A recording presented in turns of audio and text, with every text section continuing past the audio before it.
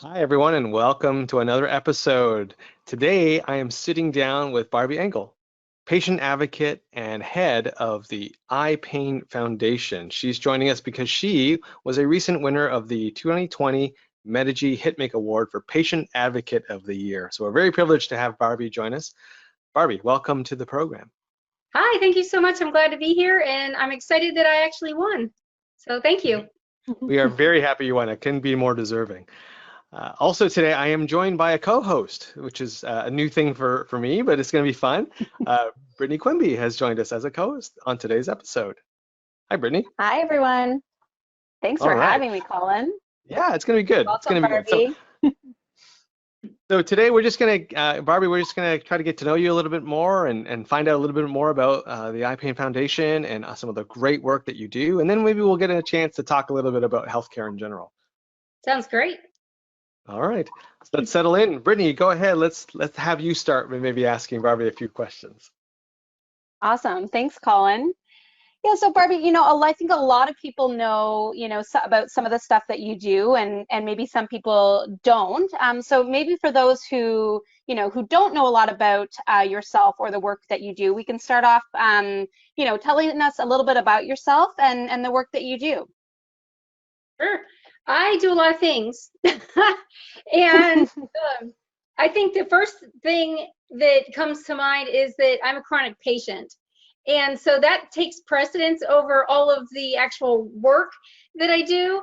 But the work is something that's meaningful in my life and helps drive my purpose in life. So I am, as Colin said, the president of Eye Pain Foundation. And I've been president since 2012. I was chairman in 2010, but actually it was started by my family as a family project. Something that we did every year was choose a project to help the community. And in 2006, my stepsister passed away from the same main condition that I have. I have a lot of conditions, but I have a main diagnosis. So we said, let's do something to help other people that are trying to navigate the system, because it took us so long.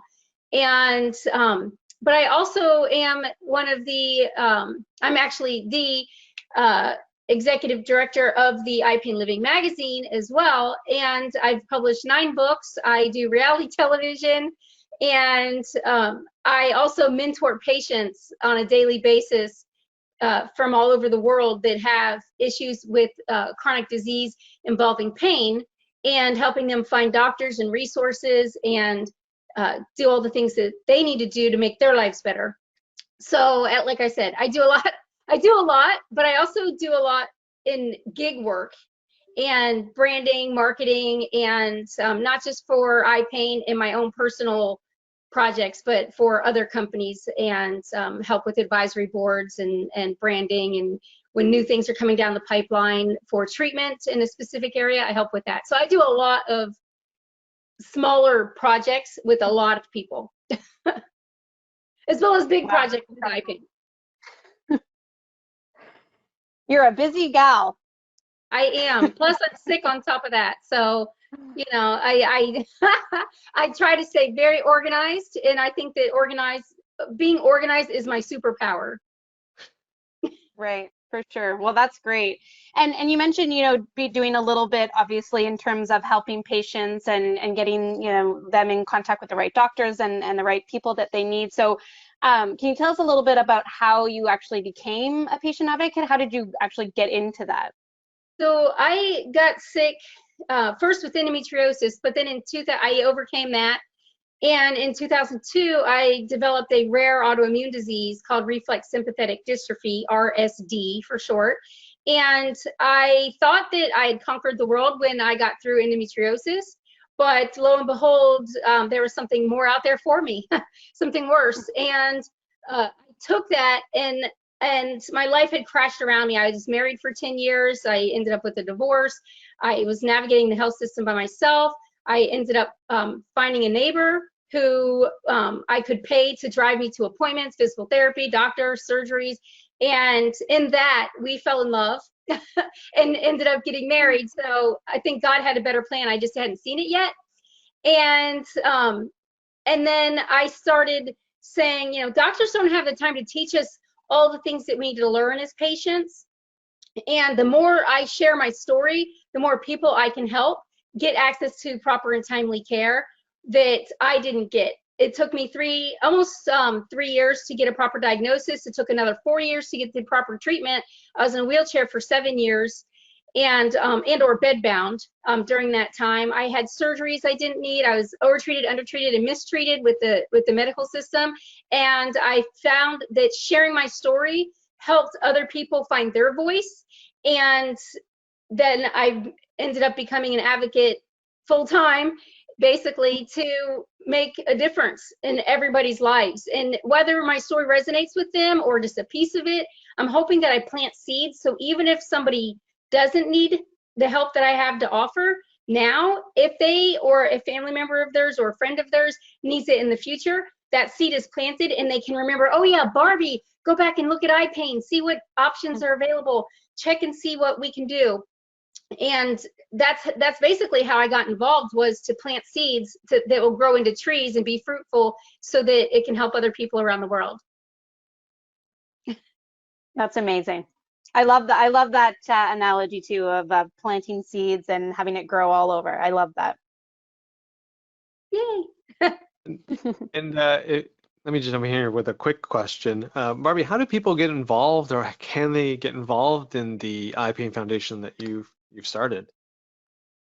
You can get involved with Eye Pain, International Pain Foundation, through our website, or you can call us. If you're in other countries, it's probably better to write us, and then we will write you back and go and handle that digitally. Or we can do conference calls through video conferencing to talk with people around the world. If you're in the US, it's really easy to call us, and you can go to our website and or pick up the phone and call. And International Pain Foundation has 4 areas of focus: education, awareness, social events, because a lot of times patients will isolate, and we want them to be out and talking and sharing their stories. And then the 4th area is access to care, which is probably one of our larger umbrellas, but it's not one thing. It's helping with insurance company practices. It's going and talking to legislators, teaching people how to talk to legislators.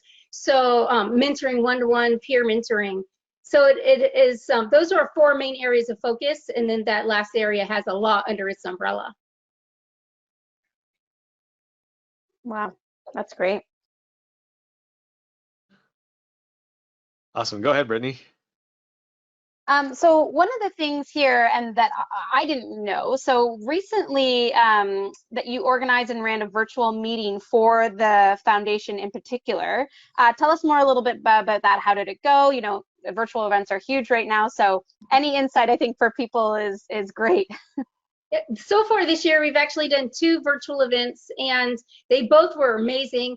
They were 5K runs, and we actually, one of our Hero of Hope winners, an award that Eye Pain gives out each year, came to us with the idea to do these virtual 5K races. She said she was doing them for all kinds of other organizations, and why weren't we doing it? And I said, I don't know how. So I took a few days and studied it and learned how to do it, and talked to the owner of a company that runs a virtual platform for it, and put the first one together, and it was so fun. I said, we have to do this again. This has to become one of our staple programs in the future. It was the easiest thing to do, and we had people from 3 different countries participating. So it was, for us, it was really special in a way to engage people all across the world. And then we just had our second one where we had so many people signing up as the marketing built up on it, because that was one of the things that I learned was social media and marketing had to be double what the budget for everything for the whole program was. We doubled the marketing budget, and it really picked up our attendance, and it was just as easy, just as fun, and it was even bigger. So we're hoping to grow it and grow it. We have some new ideas for next year's event, and we've already done 2 this year. So I think 2 is the max for a year, especially asking patients and their families to participate. But it was definitely one of the funnest events that I've done in 15 years of advocacy work. So I'm really happy that she brought the idea to us, and thankful that I was able to turn that into a project that works for eye pain. And we also have coming up an educational project on what we call November 14th. And every November we do education. We usually do a comedy show. This year we couldn't figure out a way to turn our comedy show into a virtual event, but maybe for next year, if we have to be virtual for it, we can do that. It just didn't work out for this year because it was so much of a learning curve for us. That we just been focusing on, let's do a great educational piece and do 2 great runs. And so that's kind of what we've done with virtual this year.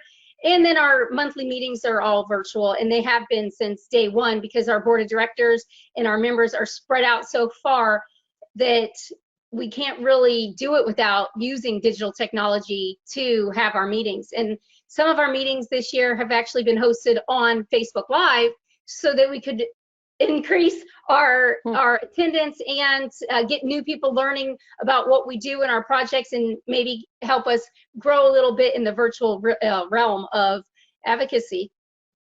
I was just going to ask about that, Barbie. Like, what you mentioned that you had to increase your marketing budget. What were some of the ways that you got the word out there? Was it simply just posting on LinkedIn and Facebook and Twitter, or did you do other things? We did email blasts to our members. We did prizes to participants who helped share it. We actually, the first time around, we did not create teams. The second time around, we created teams. So somebody got to be a leader of the team. And so they were recognized for being the leader of the team and getting as many members as they could onto their team. And so there was prizes for individuals that participated, but then also for the leaders of the teams. And we had large teams and small teams, so we split out those divisions. And then social media marketing on every platform. We're on pretty much every platform to reach out, and we have to create marketing for that platform. So it used to take me about 8 hours a month to pre-schedule all of our marketing. And just for the month of October, it took me about 20 hours to do our marketing for the month of October. And so I'm already going to get started on November, or what we call Nervember, because that's our largest event of the year. And last year we had over 40 million interactions. It was somewhere around like 45 to 47 million interactions with the November project. So we really have to put a lot into that, and I got to get started soon so that we can get that going and make sure that it's all ready to go and up to standards, because now I feel like there's new standards because we're all virtual in what we do virtually. So we've had to improve what we were doing. For sure. Everybody has to, step up their game, I guess, right now that everybody's in that realm. Yes, it's not just the same old throw these marketing things out. Like, no, you have to really prepare, think about who you're trying to reach, think about, things that you thought about before, but now you really, especially that it's harder, especially being a nonprofit, to fundraise. It's harder to get the fundraising dollars, and therefore you have to really hone in on who you're trying to reach and stick with going for them. And you want sometimes to, although we reach people around the world, we're reaching people with pain around the world. We've moved a little bit away from our public approach and focus more on what does the pain community need during this time, because everything has been so up in the air, and there's been a lot more anxiety and depression and unfortunately suicides during the last 9-10 months, that we really have had to hone in on what our messaging is and who it's going to, so that we're not wasting any marketing dollars either. Right. Yeah, that's crucial. Well, and then hopefully what you're doing is helping those folks as well kind of get together to form a community as well. So yes, absolutely. And I think that's, adding the team aspect to our second virtual event really helps in that arena as well. Awesome. So you are the winner of the 2020 Medigy HITMC Award for Patient Advocate of the Year. Congratulations again. Thank you so much. What we want to know is, and what others want to know is, how did you react when you found out? And what does the award, or winning the award, mean to you? I was so excited when I found out. I've been battling valley fever, which is something that is common in the southwest of the United States, and since November 2nd, 2019. So I was already isolated when the rest of the world joined me. And I felt so validated in the work that I was doing as a patient advocate and in health information technology, marketing, and communications, which is something that I love. I have a degree in social psychology because I love branding and marketing and reaching out to people. And it was a validation in one of the worst times that I've had health-wise in 10 years. And so to get it, I was like, are you kidding me? Like, I have been so sick, so sick. And I've been doing my best, but I didn't know if my best was good enough. And to receive the recognition from you guys was the like icing on the cake of the whole year of, hey, even at my sickest, I'm still able to produce and be productive and make a difference in people's lives.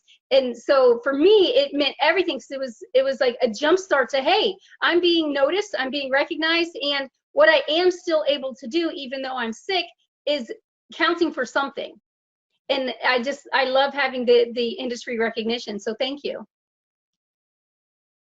Oh, we're so glad, and so well deserving as well.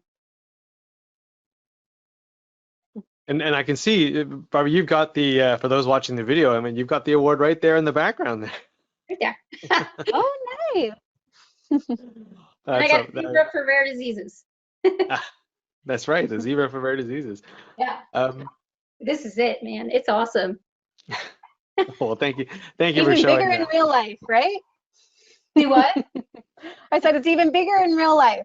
It is. It's kind of heavy, actually. Oh, that's what we want. We want an award that has a certain weight to it.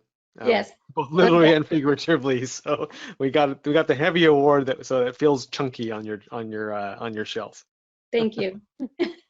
So Barry, what's kind of on the agenda for you this coming year? I mean, it doesn't look like we're going to be, doing in-person stuff anytime soon. What are some of the things that you're doing both with the iPain Foundation, but also outside of that? What are some of the things that you're looking forward to in the coming year? Oh my goodness. Well, with iPain, we're turning more and more of our events virtual. We're adding to them and making them more sustainable virtually, because we don't know what we're going to do in person or when we're going to be able to be in person again. I've been involved with different advisory boards, and I will continue that into 2021. And all of the advisory boards that I've been on, I used to do by phone, or they would fly me in to go and present or speak or advise. And I'm not actually traveling because of the valley fever and COVID, but for me, valley fever is more prominent in my life. But we've turned all those meetings into video meetings and virtual, so we still get that human connection. And so I'm looking forward to being on some advisory boards for 2021. I will be, I've done this year, and I will continue next year to meet with my legislators. Although I used to meet in person, now we've switched that over to video conferencing as well. And we are actually working on putting a couple of bills together through an organization that iPain's involved with, but a separate organization called Creating Patient Access Task Force. And I actually got an Arizona representative to sign on to putting this bill together with us to work on transparency in medications. And so I'm going to be working on that in 2021. And again, the iPain Living magazine is moving forward, and I am working on putting, well, the winter edition is almost done. We're starting on spring and summer. So we're like months and months ahead with that. And so I'm coordinating all those projects and looking forward to putting out the cover stories on those articles, because I get to do them like 6 months in advance. And so I'm like all excited and pumped up about it, but I can't announce it until we announce that issue. So I am excited about what's coming. I can't wait to share it with everybody else. And Barbie, let me ask you for your opinion, because you're online a lot, you do a lot on social media. You're obviously a patient advocate and very in tune with illness as well. I mean, do you get the sense that maybe this is going to be like this for a while? like that we're not really going to get back to doing in-person stuff until like well into 2022 kind of thing? Or do you think it's going to bounce right back? No, I definitely don't think it's going to bounce right back. And people have been asking me about this, since we went into a lockdown situation. And they're like, oh, we're going to be out of this in 2 weeks. I was like, there's no way it's going to be 2 weeks and then a month and 3 months. And, all these months have gone by now. And it's like, no, this is going to be years, especially in the health industry. Other industries might be able to bounce back a little bit faster. But when we're working with patients that have conditions that are susceptible not only to COVID, but any kind of virus or bacteria could be detrimental to our health, it definitely is going to impact the health community. And I'd like to get back together because we need that social connection and that physical touch. I like to say, a lot of people say like social distancing, and I say, no, we're socially together. We're physically distanced. And that's important to me because I know that we're going to be distanced for a while. And I don't want to be not social for that, year, 2 years that are still coming down the pipeline. And even we for this year, we had rented out a convention center to do an in-person event before COVID happened. And when it happened, the convention center was like, well, you could like bring in 50 people and just set up all the cameras and do all this and that. And I was like, no, because the people that are speaking at our conferences are patients, caregivers, and providers who then have to go and talk to other patients and caregivers and providers. And it spreads through this. So why would we, even if we could bring 50 people together, why would we only bring 50 people together so that those 50 could then go back to their homes and communities and spread it even more? So I don't see that we're going to be able to, but I'm hoping that we are. I like that the FDA has fast-tracked some things, but I also, as a patient, don't like that they fast-tracked some things because I feel like their process has been helpful to protect patients and not bring us things that aren't fully vetted, treatment options that aren't fully vetted. And so I'm happy that like some of the population will be taken care of, but I'm still worried about the vulnerable population and bringing things to us too quickly without properly vetting them through clinical trials that are over a period of time. How come all of a sudden now they can do four cycles of a clinical trial in months versus in 10 years that it takes? Usually one idea comes from 2,000 ideas that failed, and that one idea is the one that moves through past stage 4 to the FDA. How are these coming down the pipeline so fast? So it might be safe for a lot of the people, but the population that needs healthcare the most is still the least served in a lot of the healthcare issues, especially right now by overpassing those safety standards.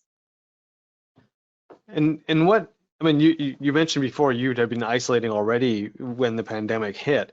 What advice do you have for people for this long haul of isolation and being physically distant? What advice can you share with us? Find a way to stay social, stay connected, stay positive, and know what you're doing. If you don't, stop. Take time to learn whatever the new thing is. This is a great time to learn new tools and tricks and tips, and take those new things that you're learning and put them into effect so that you can still accomplish all the things that you want to accomplish. You just have to find a new way to do it. And Barbie, maybe a final question here. What advice do you have for other patient advocates out there who may be now stuck at home and not able to go to these conferences and everything like that? What advice would you give them to continue the momentum as you have, despite the COVID-19 going on? I think that as a patient advocate, that you can still do, like I was saying, you can still do all the things that you want to do. You just have to find a new way. And like the woman who came to us and said, hey, you aren't doing this virtual 5K. It's something that you could be doing. It's pretty easy. Let's figure out how to do this.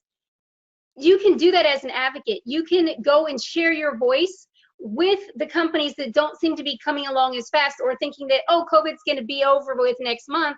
And not putting together a program or project that moves their organization forward, go to that organization and say, hey, I have something that may be beneficial to you to understand, to learn. I'm willing to use my voice and my skills to help you grow and move forward. It's going to take us reaching out in new and different ways and learning new skills ourselves to be able to do that. I love it. I love it. Brittany, why don't you go ahead and ask the final question? Okay, so what is one thing, we've talked about a lot of stuff on this episode, I guess we're calling it, in this interview with you, but what is one thing that you want people to take away from this interview, Barby? To know that there's hope, there's great reason for hope, and that there is help. And sometimes you need the help and sometimes you can give the help. Be willing to do both and be willing to share your positives out in the world, because we all need more positive nowadays. Amen, for sure. Awesome. Barby, this has been fantastic. Thank you so much for sharing your thoughts, your ideas, and congratulations again on winning the award. It's been fantastic having you on today's episode or today's interview. Thank you. All right. This is, for those of you listening, thank you for listening to this, and thank you for those who have tuned into this online. We do appreciate it. This has been Colin Hung here with Healthcare IT Today, and my colleague, Brittany Quemby, also from Healthcare IT Today, along with Barby Ingle, who has kindly joined us, who's a patient advocate and somebody who heads up the International Pain Foundation. So check that out at ipainfoundation.org. Thanks a lot. You're welcome. Thanks Thank so you, much, guys. Barby.